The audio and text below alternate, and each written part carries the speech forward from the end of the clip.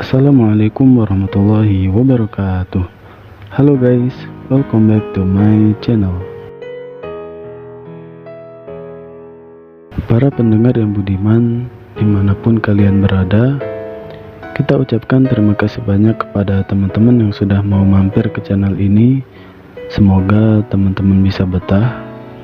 Dan tentunya kita ucapkan terima kasih banyak pula kepada teman-teman kita yang sudah mau mensupport channel ini dengan cara like, share, komen, dan subscribe. Kita doakan semoga teman-teman kita sehat selalu, dijauhkan dari mara bahaya, dilancarkan rezekinya, dan dimudahkan jodohnya. Amin. Adapun bagi teman-teman yang ingin berbagi kisah di sini, silahkan teman-teman bisa untuk mengirim cerita teman-teman sekalian melalui email pribadi saya, yaitu kitapendukung7@gmail.com.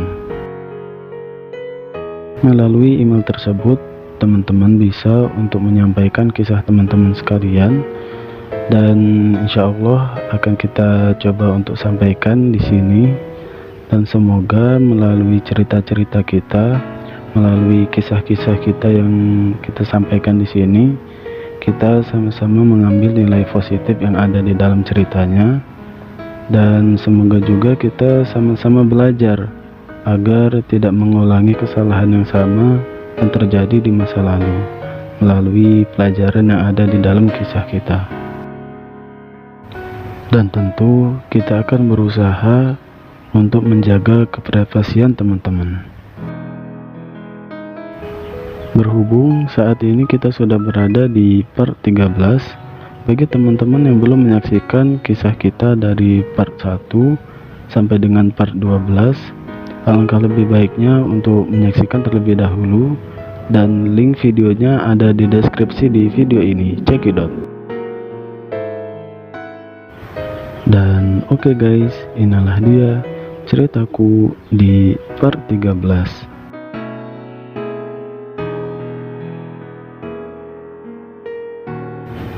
Beberapa saat kemudian, Kak Farhan terlihat tidak begitu meringis lagi. Mungkin rasa sakit dari efek obat itu telah berkurang. Dengan santainya, Kak Farhan begitu menikmati kudapan yang diberikan ibuku. Sedangkan aku sedari tadi masih memperhatikan benda itu. Hingga akhirnya Kak Farhan menyadari benda apa yang sedari tadi aku perhatikan.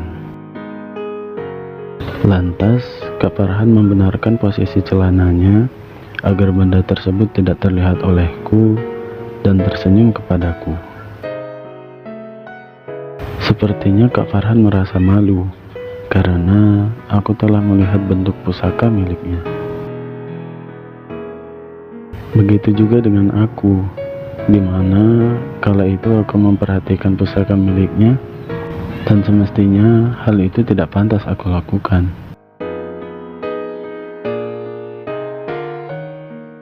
Dari halaman rumah terdengar sedikit suara kegaduhan. Ternyata sumber suara itu berasal dari kakakku yang baru pulang. Lantas orang tuaku mendekat dan memarahi kakakku karena kakakku main tidak mengerti waktu. Bagaimana tidak, hari sudah hampir gelap, sedangkan kakakku baru pulang dari mainnya dengan pakaian yang penuh dengan lumpur. Kakakku dimarahi habis-habisan. Bahkan pukulan dari orang tua pun tidak dapat dihindarkan. Aku dan kakak memang cukup bandel dan sulit diatur. Dengan kerasnya orang tua mendidik kami, tak jarang kami seringkali kena marah, dan pukulan pun tak jarang pula kami terima. Melihat kakakku dimarahi oleh orang tua, aku merasa sedikit iba dan takut, hingga aku beranjak mendekati Kak Farhan. Saat aku mendekat ke arahnya, Kak Farhan pun paham akan apa yang terjadi, dan Kak Farhan sepertinya prihatin atas tindakan tersebut. Kak Farhan segera memelukku dan mengusap-ngusap kepalaku, seolah-olah Kak Farhan sedang melindungiku. Berada di dalam pelukannya, aku merasa begitu nyaman, dan aku merasa terlindungi juga. Hingga akhirnya orang tuaku selesai memarahi kakakku, dan kakakku segera masuk ke rumah dengan keadaan kotor, lusuh, dan berlinang air mata. Ya, kurang lebih beginilah orang tua kami mendidik kami di waktu kecil. Meskipun demikian, namun tujuan orang tua kami adalah dengan niatan yang baik, bukan semata-mata untuk melampiaskan amarahnya. Tujuan orang tua kami memukul adalah untuk memberikan pelajaran dan akibat atas kesalahan yang kita buat. Dan orang tua kami pun memukul bukan di daerah-daerah yang rawan atau daerah-daerah tubuh yang vital. Orang tua kami memukul yaitu di daerah bagian bokong ataupun kaki, sehingga hal itu tidaklah berbahaya. Dari balik pelukan Kak Farhan, aku melihat kakakku masuk ke dalam rumah dan menuju ke kamar mandi. Diikuti oleh orang tuaku masuk ke dalam rumah dan masih memberikan kata-kata nasihat. Waktu demi waktu terus berlalu. Kini mentari telah tenggelam seutuhnya di ujung sana, menyisakan kegelapan yang menyelimuti bumi. Kini hari sudah malam, sedangkan Kak Farhan masih berada di rumahku. Sebelum kita lanjut, saya mau menebak dulu isi pikiran dari teman-teman sekalian. Saya tebak pasti teman-teman berpikiran seperti ini. Dengan posisi Kak Farhan yang sedang berada di rumahku, dalam keadaan sudah malam hari, tentu kalian berharap saat itu hujan dan Kak Farhan menginap di rumahku, dan terjadilah hal yang kalian inginkan. Benar kan? Nah, kalau tebakan saya benar, silahkan teman-teman bisa komen di bawah. Dan adapun kalau tebakan saya salah, silahkan teman-teman bisa komentar di bawah juga ya. Oke guys, kita lanjut ceritanya. Tak lama kemudian, kedua orang tua Kak Farhan datang ke rumahku. Ternyata teman-teman Kak Farhan memberitahukan kejadian tadi kepada orang tuanya. Kedua orang tua Kak Farhan meminta maaf atas kejadian itu. Dan sepertinya mereka berdua tidak begitu mengkhawatirkan Kak Farhan. Meskipun terdapat luka yang cukup besar di kedua lutut Kak Farhan, mereka menganggap bahwa luka itu akan segera sembuh. Dan mereka percaya bahwa Kak Farhan itu anak yang hebat dan kuat. Jadi mereka santai saja. Bahkan di dalam obrolan mereka dengan kedua orang tuaku, diselingi dengan tawa mereka yang renyah. Singkat cerita, mereka beranjak pulang dengan terlebih dahulu berpamitan kepada kami.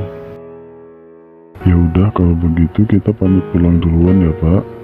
Takut rumahnya digondol keong.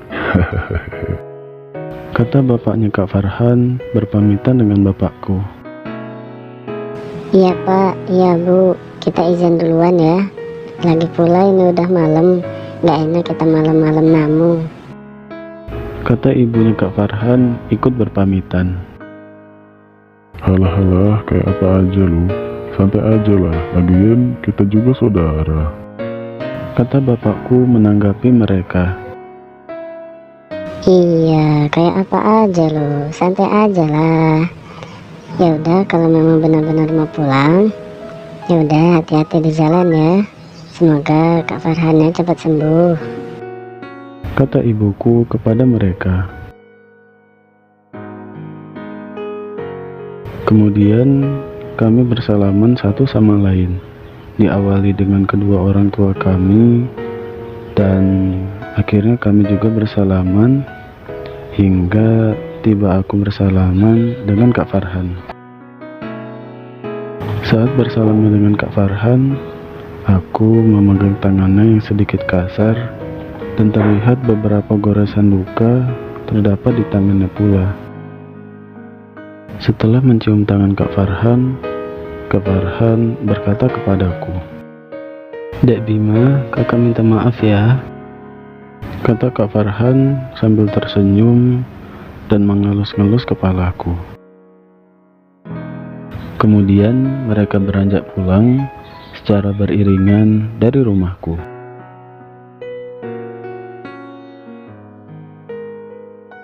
Singkat cerita, kini aku sudah berada di tempat tidur, di mana aku berada di tengah-tengah antara ibu dan bapakku. Semenjak saat itu, aku semakin terbiasa. Walaupun terkadang seringkali bayangan itu masih muncul di pikiranku, aku sudah tidak begitu lagi terpengaruh olehnya. Di malam itu, aku bisa tertidur pulas. Di saat aku tertidur, aku bermimpi bertemu dengan seseorang. Seseorang yang sudah tidak asing lagi bagiku. Siapakah dia? Temukan jawabannya di part selanjutnya. Cukup sekian dulu di video kali ini. Apabila teman-teman suka, silahkan like, share, comment, and subscribe. Semoga teman-teman sehat selalu, dilancarkan rezekinya, dan dimudahkan jodohnya. Amin. Saya Bima pamit undur diri. Atas segala khilaf dan salah saya mohon maaf kepada teman-teman sekalian. Dan sampai ketemu lagi di video selanjutnya. Bye bye. Assalamualaikum warahmatullahi wabarakatuh.